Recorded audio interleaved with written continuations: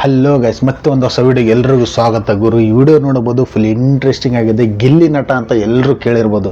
ಅದೇ ಗಿಲ್ಲಿ ನಟ life story. ಮೊದಲು ಹೇಗಿದ್ದ, ಇವಾಗ ಹೇಗಿದ್ದಾನೆ ಅಂತ ಎಲ್ರಿಗೂ ಗೊತ್ತಿರ್ಬೋದು. ಮೊದಲು ಹೇಗಿದ್ದ, ಆತನ ಲೈಫ್ ಸ್ಟೋರಿ ಏನು, ಎಷ್ಟೆಲ್ಲ ಕಷ್ಟ ಬಿದ್ದಾನ, ಶುರುವಿಂದ ಲಾಸ್ಟ್ ವರೆಗೂ ವಿಡಿಯೋ ನೋಡ್ರಿ, ಎಲ್ರಿಗೂ ಗೊತ್ತಾಗುತ್ತೆ. ಹಾಗೆ ಎಷ್ಟಾಗುತ್ತೋ ಸಪೋರ್ಟ್ ಮಾಡಿರಿ, ಚಾನಲ್ ಸಬ್ಸ್ಕ್ರೈಬ್ ಮಾಡ್ಕೊಳ್ರಿ. ಹೀಗೆ ಡೈಲಿ ವಿಡಿಯೋ ಹಾಕ್ಯಂದು ಹೋಗ್ತೀನಿ. ಓಕೆ, ಬನ್ನಿ ಗೈಸ್, ವಿಡಿಯೋ ನೋಡ್ಕೊಂಡು ಬರೋಣ. ಇವನು ಬಂದು ಯಾರು ಕೆಲಸ ಕೇಳದ್ನಂತೆ ಎಲ್ಲೂ ಕೊಡ್ನಿಲ್ವಂತೆ, ಚಿಕ್ಕೋನು ಅಂದ್ಬಿಟ್ಟು.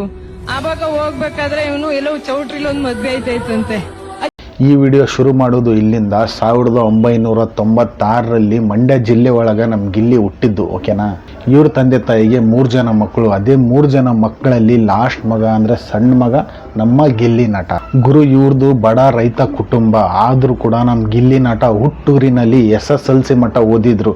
ಆ ನಂತರ 2016ರಲ್ಲಿ ಬೆಂಗಳೂರಿಗೆ ಹೋದ್ರು. ಆದರೂ ಕೂಡ ಕಷ್ಟದ ಜೀವನ ಗುರು, ಆದರೂ ಛಲ ಬಿಟ್ಟಿಲ್ಲ. ಆದರೂ ಬೆಂಗಳೂರು ಜೀವನ ಅಷ್ಟು ಸುಲಭ ಅಲ್ಲ ಗುರು. ಚೌಟ್ರಿಯಲ್ಲಿ ಯಾವುದನ್ನ ಮದುವೆ ಸಂಭ್ರಮ ಏನನ್ನ ಇದ್ರೆ ಹೋಗಿ ನಮ್ಮ ಗಿಲ್ಲಿ ನಟ ಅಲ್ಲಿ ಊಟ ಮಾಡಿ ಬರ್ತಿದ್ದ. ಯಾಕಂದರೆ ಹೀಗೆ ಒಂದು ಟೈಮಲ್ಲಿ ಚೌಟ್ರಿಯಲ್ಲಿ ಹೋಗಿ ಊಟ ಮಾಡೋ ಹೊತ್ನಾಗ ಯಾರು ಅವಮಾನ ಮಾಡಿ ಹೊರಗೆ ಕಳಿಸಿದ್ರಂತೆ. ಅಲ್ಲಿಂದ ನಮ್ಮ ಗಿಲ್ಲಿ ಮನಸ್ಸಿನಾಗ ಒಂದು ಛಲ ಬಂತು. ಆ ನಂತರ ಶೂಟಿಂಗ್ ಒಳಗೆ ಯಾರೋ ಫ್ರೆಂಡ್ ಕೆಲಸ ಮಾಡೋದು ನೋಡಿ ಅದಕ್ಕೆ ಸಂಪರ್ಕ ಪಡ್ಕೊಂಡು ಅಲ್ಲಿಂದ ಏನೋ ಕೆಲಸ ಮಾಡಬೇಕಂತೇಳಿ ಶೂಟಿಂಗಿಗೆ ಎಂಟ್ರಿ ಕೊಟ್ಟರು. ಗುರು, ಎಲ್ಲೆಲ್ಲೋ ಕೆಲಸ ಮಾಡಿ ಅಷ್ಟೆಲ್ಲ ಕಷ್ಟ ಬಿದ್ದರೂ ಕೂಡ ಅದು ಒಂದೊತ್ತು ಊಟ ಸಿಗ್ತಿದ್ದಿಲ್ಲ.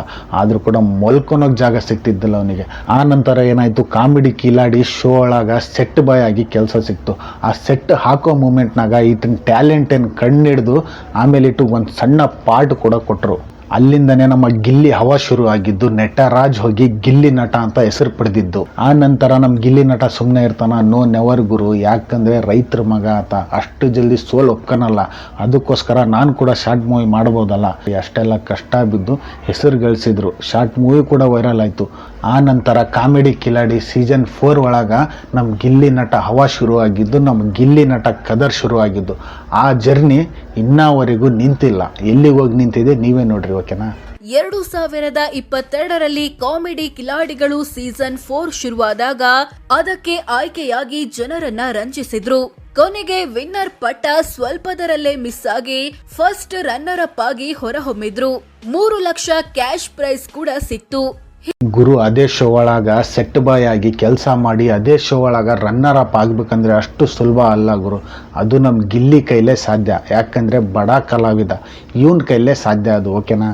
ಆ ನಂತರ 2025ರಲ್ಲಿ ನಮ್ಮ ಬಿಗ್ ಬಾಸ್ ಸೀಸನ್ 12 ಒಳಗೆ ಎಂಟ್ರಿ ಕೊಟ್ಟ ನಮ್ಮ ಗಿಲ್ಲಿ ನಟ. ಆ ನಂತರ ನಮ್ಮ ಗಿಲ್ಲಿ ನಟ ಏನಾದ, ಇವಾಗ ಹೇಗಿದ್ದಾನೆ, ನಮ್ಮ ಗಿಲ್ಲಿ ನಟಗೆ ನೋಡಿದ್ರೆ ಯಾರ್ಯಾರಿಗೆ ಉರಿತೈತೆ, ನಮ್ಮ ಕರ್ನಾಟಕ ಜನತೆಗೆ ಎಲ್ಲರಿಗೂ ಗೊತ್ತಿದೆ, ನಾನು ಹೇಳೋ ಅವಶ್ಯಕತೆ ಇಲ್ಲ. ಆದರೂ ಕೂಡ ನಮ್ಮ ಗಿಲ್ಲಿ ನಟಗೆ ನೋಡಿದರೆ ಏನು ಅನ್ಸುತ್ತೆ ಅಂತ ನೀವೇ ಕಮೆಂಟ್ ಮಾಡಿ ತಿಳಿಸಿರಿ. ಓಕೆನಾ. ಓಕೆ ಗೈಸ್, ಈ ವಿಡಿಯೋ ಇಲ್ಲಿಗೆ ಮುಗಿಸ್ತಿದ್ದೀನಿ. ಹೀಗೆ ಇಂಟ್ರೆಸ್ಟಿಂಗ್ ವಿಡಿಯೋ ನಿಮಗೋಸ್ಕರ ತೊಗೊಂಡ್ಬಿಡ್ತಿದ್ದೀನಿ. ಇನ್ಮೇಲಿಂದ ಕರೆಕ್ಟಾಗಿ ಡೈಲಿ ವಿಡಿಯೋ ಹಾಕೋದು ಪ್ರಯತ್ನ ಮಾಡ್ತೀನಿ. ಓಕೆ ಗೈಸ್, ಬಾಯ್.